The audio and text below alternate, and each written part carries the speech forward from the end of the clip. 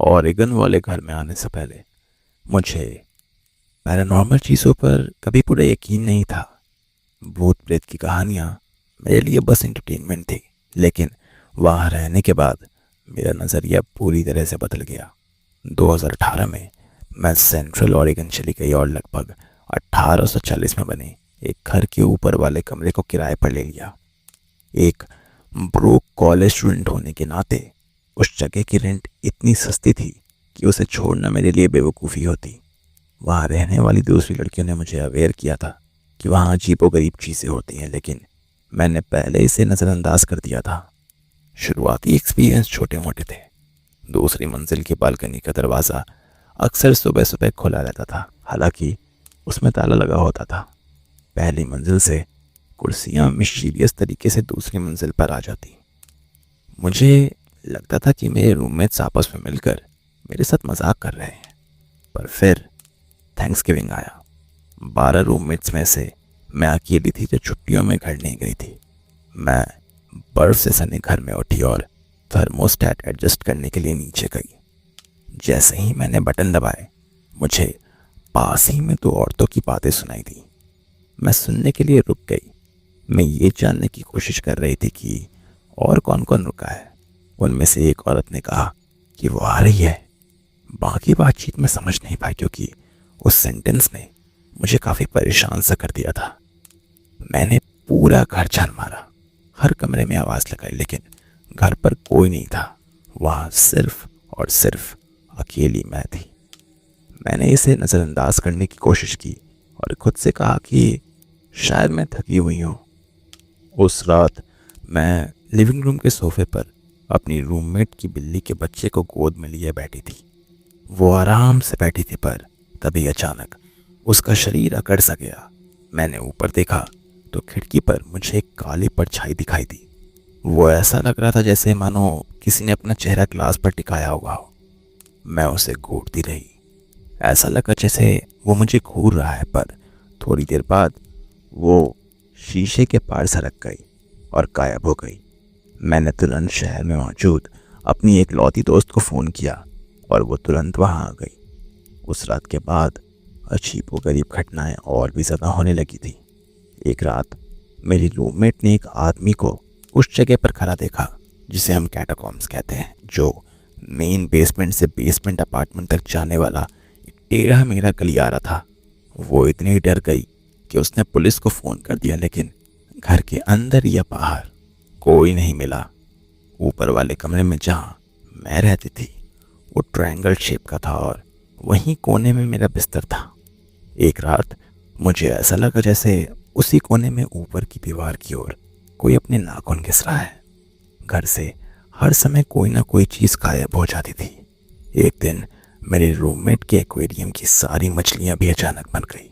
जब घर की लीज खत्म हुई तो हम सभी ने वो घर खाली कर दिया और डिसाइड किया कि वहाँ आप कभी भी वापस नहीं आएंगे। लेकिन अभी भी जब मैं बाहर टहलने जाती हूँ तो कभी कभी उस घर के बाहर रुककर उस खिड़की को देखती हूँ जो कभी मेरा बेडरूम हुआ करता था। मैं हाफ नेटिव अमेरिकन हूँ और बचपन से ही मुझे नावाहो नेशन या नेटिव अमेरिकन फोकलोर और अर्बन लेजेंड्स के बारे में रिसर्च करना बहुत पसंद है। खैर, मेन पॉइंट पर आते हैं। मेरी दादी के घर के सामने एक जंगल है जो हमेशा से ही मुझे अजीब सा लगता था। एक दिन मेरा एक कज़न मुझे उसी जंगल में ले गया। हम अपने एक पड़ोसी के साथ उसकी बिल्ली को ढूंढ रहे थे। हम चलते चलते एक गड्ढे के पास पहुंचे जिसके बाहर कांटों से बड़ी झाड़ियाँ थी, जिसके कारण उसमें घुसना काफ़ी मुश्किल था। वो गड्ढा काफ़ी बड़ा था और उसके अंदर कुर्सियाँ, सोना और एक पुरानी खरोच लगी तस्वीर थी। हमने वो चीज़ें लेने के लिए अंदर जाने की कोशिश की, लेकिन उसके अंदर घुसना काफ़ी मुश्किल था, इसलिए हम सब घर वापस आ गए। एक साल बाद मेरी आंटी मुझे उसी जंगल में वापस ले गई, क्योंकि मैं उस समय घर में बैठे बैठे बहुत बोर हो चुकी थी और उन्हें बहुत परेशान कर रही थी। इसलिए उन्होंने तंग होकर मेरी बात मान ली। जैसे जैसे हम जंगल में आगे बढ़ते गए, पता नहीं क्यों मेरा सिर दर्द करने लगा था। पता नहीं क्यों पर मेरा दिल भी ज़ोर ज़ोर से धड़क रहा था और मैं फिजिकली बहुत वीक महसूस कर रही थी। कुछ दूर चलने के बाद मेरी आंटी चौंक गई और एक और इशारा किया। वहाँ एक अजीब सा हिरन था जो बहुत कुपोषित लग रहा था और वो सिर्फ अपने पिछले दो पैरों पर सीधा खड़ा था। ये देखने के बाद हमने ज़्यादा सोचा नहीं और तुरंत घर की ओर दौड़ते हुए वापस आ गए। वो बात आई गई हो गई। कुछ टाइम बाद एक बार मैं जंगल के ठीक बाहर कुछ बेरीज तोड़ने गई थी। मैं बेरीज तोड़ ही रही थी कि तभी झाड़ियों में से एक अजीब सा जानवर निकला। वो बिल्कुल किसी इंसान जैसा दिख रहा था, मतलब उसकी शक्ल तो इंसान की थी लेकिन बाकी का शरीर किसी जानवर के जैसा था। उसने कुछ बोला लेकिन मैं उसकी बातों को समझ नहीं पाई। तभी मुझे पीछे से मेरी माँ की आवाज़ आई और तभी मेरा ध्यान टूटा। जब मैंने वापस वहाँ देखा तो वो वहाँ से जा चुका था। अब मैं लगभग 18 साल की हूँ और आज मुझे एक सपना आया। उस सपने में वही इंसान रूपी जानवर था। सपने में मैं उसी जंगल में भाग रही थी और वही इंसान या जानवर मुझे बार बार पकड़ लेता और हर बार मेरे कुछ हिस्से अपने नाखूनों से नोच लेता। जब मैं अपने सपने से चीखती हुई जागी तो मुझे अपने शरीर में अलग अलग जगह पर दर्द महसूस हो रहा था। खैर, मुझे नहीं पता कि इन सारी चीज़ों का उस जंगल से कोई लेना देना है कि नहीं। शायद इन सारी चीज़ों का जवाब मुझे सिर्फ ईश्वर ही दे सकता है। ये घटना कई साल पहले शायद 2002 के आसपास हुई थी। मैं चेन व्योमिंग में एक नर्सिंग होम में सर्टिफाइड नर्सिंग असिस्टेंट के रूप में काम कर रही थी, लेकिन मैं रह रही थी वीटलैंड में जो उससे 70 मील नॉर्थ में है। मैं दोपहर 2 बजे से लेकर रात के 10 बजे तक की शिफ्ट में काम करती थी, इसलिए जब मैं काम से लौट रही थी तो जाहिर है कि अंधेरा हो चुका था।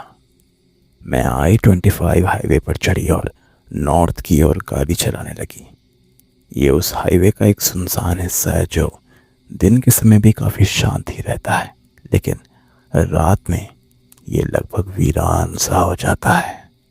चकवाटर नाम के एक छोटे से टाउन के पास पहुंचने पर एक छोटे से एरिया को छोड़कर वहाँ कहीं भी रोशनी नहीं है, और जो रोशनी है भी वो शायद लगभग 700 या 800 मीटर तक ही है। खैर, मैं अपनी ड्राइव के लगभग आधे घंटे में थी और चकवाटर से लगभग 10 मिनट की दूरी पर थी, जहाँ चारों ओर घना अंधेरा था। मुझे दूर दूर तक कोई दूसरी कार भी नजर नहीं आ रही थी, लेकिन अचानक दाईं ओर से, जहाँ सिर्फ एक खुला मैदान था, मेरी नज़र के सामने कुछ तेजी से आया। ये एक चेहरा था और मैं उसका लेफ्ट साइड वाला हिस्सा देख पा रही थी। वो ऐसा लग रहा था जैसे कि किसी आदमी ने किसी औरत की शक्ल को काट कर पहन ली हो, बिल्कुल टेक्सास चेनसॉ मैसेकर के कैरेक्टर की तरह। उसके बाल लंबे थे पर वो 2 चोटियों से बंधे थे और उसके चेहरे पर रेड फेस पेंट से एक लाइन भी बनी थी। वो चेहरा कुछ सेकंड के लिए मेरे सामने मंडराता रहा और फिर जितनी तेजी से वो आया था उतनी ही तेजी से मेरी बाईं ओर ही उसी मैदान में वो गायब भी हो गया। मैं बुरी तरह घबरा गई थी, पर शुक्र है कि कुछ मील बाद मैं चकवाटर पहुंच गई और वहां सेफली मैंने थोड़ी देर गाड़ी रोककर राहत की सांस ली। आज भी मैं जब भी वहां से गुजरती हूँ तो मुझे हमेशा ऐसा लगता है कि कोई मुझे देख रहा है, इसलिए वहां से गुजरते वक्त मैं हमेशा ईश्वर का नाम लेती हूँ। मैं बस आपसे यही शेयर करना चाहती थी, क्योंकि बीते कई सालों में मैंने ये कहानी बहुतों को सुनाई है, लेकिन किसी ने भी मेरा विश्वास नहीं किया है। अगर आप में से किसी ने भी ऐसा कुछ सिमिलर एक्सपीरियंस किया है तो प्लीज़ मुझे मैसेज करें। दोपहर के 1 बजे का समय था। सब कुछ शांत था और मैं घर पर अकेली थी। सब कुछ नॉर्मल था और मैं धूप सेकने के लिए बरामदे में बैठ चुकी थी। मेरा घर एक जंगल के कोने पर है, तो मैं धूप सेकते हुए उस जंगल को घूरती जा रही थी। तभी मैंने उस जंगल में से एक आवाज़ सुनी। पहले तो वो धीमी फुसफुसाहट जैसी थी, पर फिर वो धीरे धीरे तेज होने लगी और करीब आती गई। वो ऐसा लग रहा था जैसे कोई औरत लोरी गा रही हो। उसकी आवाज़ काफ़ी सॉफ्ट थी। मुझे तो ऐसा लगा कि शायद मैंने टीवी ऑन छोड़ दिया था, लेकिन आवाज़ मेरे घर से नहीं आ रही थी। उसकी धुन काफ़ी शांति और सुकून भरी थी, ऐसी जैसी कोई माँ अपने बच्चे को गाकर सुना रही हो। पर फिर भी पता नहीं क्यों मुझे बहुत डर लग रहा था। अचानक गाने के बजाय मुझे आवाज़ आई कि मेरे पास आ जाओ। तभी मेरे मन में एक थॉट आया, क्या पता अगर मैंने उसे जवाब दिया तो वो उसके लिए अंदर आने का इनविटेशन हो। ये सिलसिला 5 मिनट तक लगातार चलता रहा और फिर धीरे धीरे वो आवाज़ फीकी पड़ने लगी और फिर हवा में ही कहीं गायब हो गई। मुझे सब कुछ फिर से नॉर्मल लगने लगा। फिर भी मैं इस फीलिंग को दूर नहीं कर पा रही थी कि जो भी वहाँ थी वो चाहती थी कि मैं उसका पीछा करूं, दीवार पार करके पेड़ों के बीच में अपने कदम रखूं। मेरे साथ 2-3 पैरानॉर्मल इंसिडेंट्स और भी हुए हैं, पर वो कहानियां मैं आपको किसी और दिन सुनाऊंगी।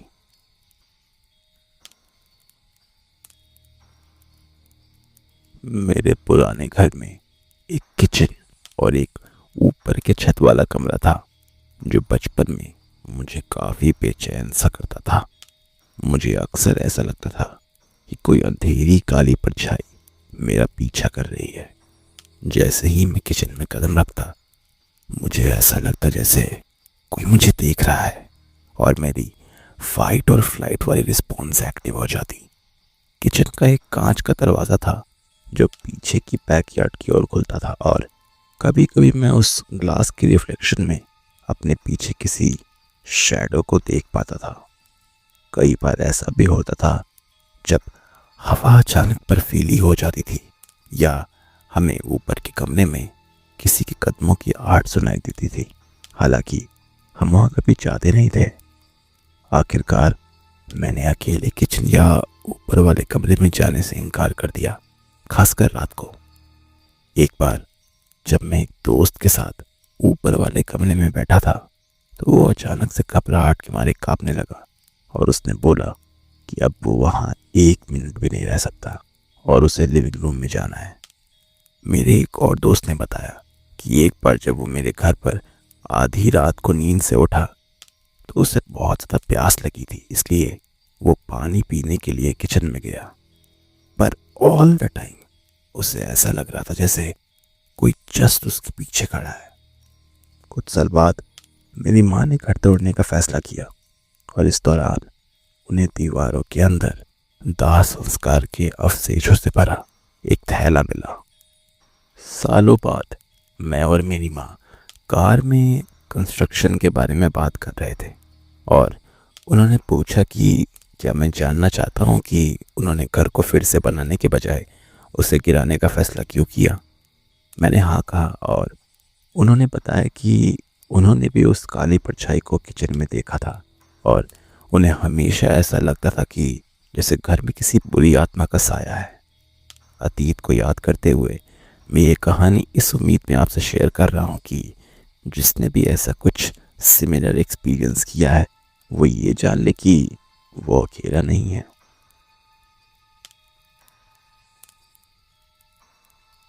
लगभग 18 साल पहले मैं नॉर्थ अमेरिका के एक छोटे से कस्बे में शहर के बीचों बीच एक पुराने 2 मंजिला मकान में रहता था। शुरू में मुझे कुछ भी अनयूजुअल नहीं लगा। जब हम वहाँ रहने आए तो सब कुछ नॉर्मल था।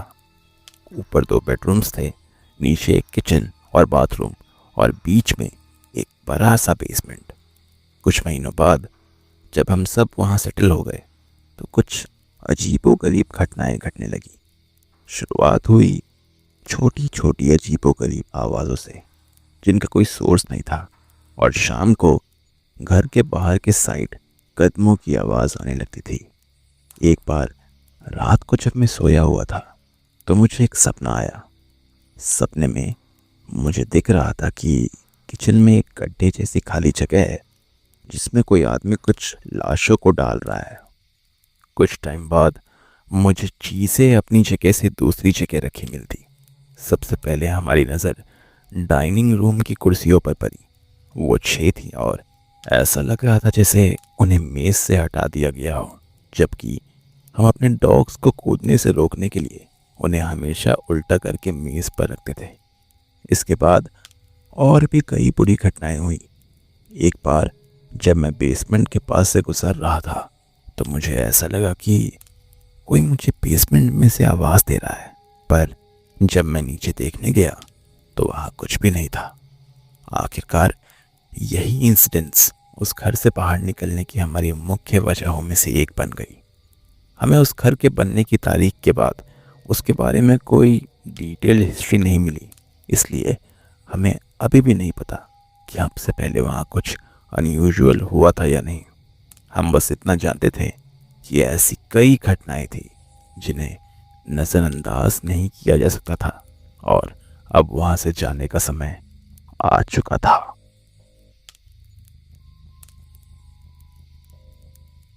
मैं एक कनेडियन हूँ और अब कनाडा में ही रहता हूँ, लेकिन जब मैं बच्चा था तो मेरे परिवार ने मैसाचुसेट्स के एक छोटे से कस्बे में 6 साल बिताए जो बॉस्टन से लगभग 1 घंटे की दूरी पर था। उस दौरान हम 2 अलग अलग घरों में रहे, लेकिन पहला घर जहाँ पर यह कहानी बेस्ड है वो 200 साल से भी ज़्यादा एक पुराना घर था जिसे अब 4-5 अलग अलग अपार्टमेंट्स में बदल दिया गया था। हम बीच वाले हिस्से में रहते थे। इसमें 2 मंजिलें थी, नीचे एक लिविंग रूम, डाइनिंग हॉल और किचन, और ऊपर 2 बेडरूम्स। एक बेडरूम मेरे मम्मी पापा का था और मैं और मेरी बहन दूसरे में रहते थे। एक शनिवार को मेरे पापा को काम पर जाना था और मेरी माँ को कुछ काम निपटाने थे। मैं 6 साल का था और मेरी बहन भी इतनी छोटी थी कि उसे अकेला नहीं छोड़ा जा सकता था, इसलिए कैथरीन, जो हमारी एक फैमिली फ्रेंड की बेटी थी, हमारी देखभाल करती थी। वो मुझे हमेशा से बहुत बड़ी लगती थी, लेकिन अब सोचता हूँ तो लगता है कि वो शायद सिर्फ 13 साल की रही होगी। मेरे मम्मी पापा ने हाल ही में मेरे लिए एक सस्ता सा कार्डबोर्ड पपेट हाउस सेट खरीदा था और मैं अपनी बहन और कैथरीन को पपेट शो से एंटरटेन करना चाहता था। मैंने मंच को एक छोटे से फुटस्टूल पर रखा और उसके बगल में बच्चों की आकार की एक कुर्सी रखी, जिसे मैंने एक कंबल से ढक दिया था ताकि वो पर्दे का काम करे। मैं बेडरूम के पिछले हिस्से में अलमारी के सामने बैठ गया, जबकि मेरी बहन और कैथरीन खिड़की के पास और ऊपर की मंजिल की ओर जाने वाली खुले दरवाजे के पास बैठ गई। उन्होंने मेरे पपेट शो पर वैसी ही रिएक्शन दी जैसी बहनें देती हैं। उन्होंने मेरा बहुत मजाक उड़ाया, पर फिर वो दोनों अचानक रुक गई और उन्होंने बोला कि उन्होंने सीढ़ियों से ऊपर आते हुए कदमों की आहट सुनी है। उन्होंने ये सोचा कि शायद मेरे मम्मी पापा जल्दी लौट आए होंगे, इसलिए उन्होंने हॉल में झांका, लेकिन वहाँ कोई नहीं था। उन्होंने झट से सोचा कि शायद पुराने लकड़ी के फर्श के धंसने की आवाज़ आ रही होगी और वो दोनों फिर से बैठ गए। पर कुछ ही देर बाद ऐसा लगा जैसे कमरे में अचानक हवा का एक झोंका आ गया हो। हालांकि सारी खिड़कियां बंद थी। कठपुतली के मंच वाला फुटस्टूल अपने आप गिर गया और कंबल वाली कुर्सी लगभग 1 फुट हवा में ऊपर उठकर फिर से ज़मीन पर गिर गई। मुझे आज भी याद है कि मुझे हवा ने घेर लिया था और मेरी रीढ़ की हड्डी तक एक सिरन दौड़ गई थी। मेरी बहन और कैथरीन चीखी और दोनों नीचे की ओर बाहर भागी और मैं भी उनके ठीक पीछे था। हम बाहर ही मेरे मम्मी पापा के लौटने का इंतज़ार करते रहे।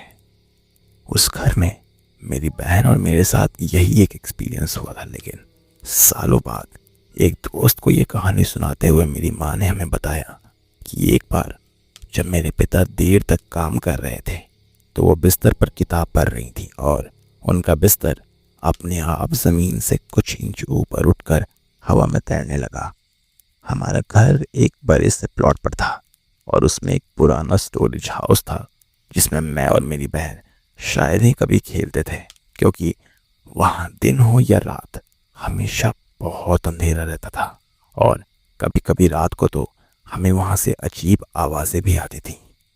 कुछ टाइम बाद हमने वो घर वैसे भी छोड़ ही दिया था और ऑटोमेटिकली वो सारी पैरानॉर्मल चीज़ें अपने आप बंद हो गई। अपने दरवाजे और खिड़कियां बंद कर लीजिए क्योंकि रात बहुत लंबी है।